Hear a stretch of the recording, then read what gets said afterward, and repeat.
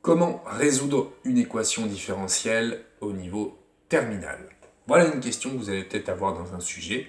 On va vous demander, par exemple, voici une équation, et résoudre l'équation différentielle. Alors si on vous demande ça comme ça en une question, c'est que c'est forcément une équation différentielle pas trop compliquée, qui doit être une des 3 premières formes, mais je vous parlerai quand même de la 4e, qui fera l'objet d'une autre vidéo. Donc la question, je le répète, c'est résoudre une équation différentielle. Alors, on se rappelle qu'une équation différentielle, c'est une équation dans laquelle on voit des y et dans laquelle on voit des y', et puis il pourrait même y avoir des y secondes. Alors celle qu'on va vous demander de résoudre en terminale, spécialité maths, ce sera juste des équations différentielles du premier ordre. C'est-à-dire il y aura du y' et du y éventuellement, mais pas de y secondes. D'accord? Ensuite, il y aura des coefficients qui seront constants un peu partout, qu'on va retrouver ici, dans les 3 formes, dans les 4 formes que je vais détailler. Et puis, on les appelle aussi linéaires, parce qu'il y a une histoire de linéarité, etc.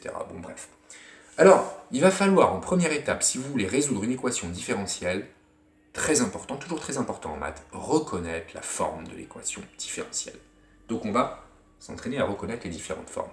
La toute première, les équations différentielles de type y' égale f. Ça ressemble à quoi? C'est des équations différentielles où il y a écrit par exemple juste y' égale exponentielle de 2x. Qu'est-ce que ça veut dire? Ça veut dire que je suis à la recherche d'une fonction qui, quand je la dérive, me donne une autre fonction. Donc ce type d'équation-là, y' égale f, la technique, c'est tout simplement une recherche de primitive. Et donc là, je vous invite à visionner la vidéo sur comment déterminer une primitive. Et ça n'est qu'une recherche de primitive.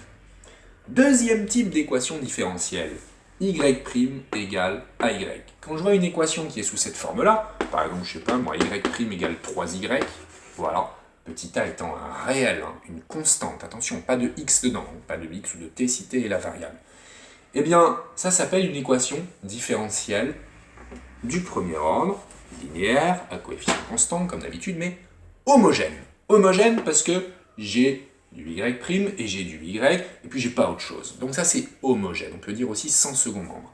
Si c'est une équation homogène, que je la reconnais, et là, tiens, ça c'est une équation homogène, eh bien je peux donner directement les solutions d'une telle équation. Directement. On va juste dire, quand on voit que on a une équation qui s'écrit comme ça, si on vous demande de résoudre l'équation différentielle y' égale à y, on a tout à fait le droit de dire, ok, les solutions sont les fonctions, ce que je vais écrire, les solutions sont les fonctions, et je donne un peu maladroitement, excusez-moi, leur expression, ce sont les fonctions y de x, pardon, c'est les fonctions qui a x associé quelque chose, y de x dont l'expression est y de x égale k fois exponentielle de ax avec k qui est une constante réelle. Donc j'ai vraiment le droit de donner par cœur l'expression de toutes les fonctions solutions. Pourquoi j'insiste sur le fait que c'est toutes les fonctions solutions? Parce qu'en fait, il y en a plein. Il n'y en a pas qu'une, il n'y a pas qu'une solution. Il suffit de modifier la valeur de k ici en constante multiplicative pour avoir une autre fonction solution. Donc voilà, toutes les solutions de cette équation différentielle. Troisième type, ça ressemble à ça, c'est du premier ordre, c'est linéaire, c'est à coefficient constant, mais j'ai un petit b qui traîne. Un second membre, on appelle ça. Alors ce petit b, il m'embête pas plus que ça parce que là aussi, je vais avoir le droit de donner par cœur l'ensemble des solutions qu'on a appris par cœur. J'écris pareil, les solutions sont les fonctions de la forme y de x égale k exponentielle de ax moins b sur a, ou plus moins b sur a. Alors bien évidemment, ça nécessite d'avoir bien fait attention que a et b sont bien des constantes ici, d'accord?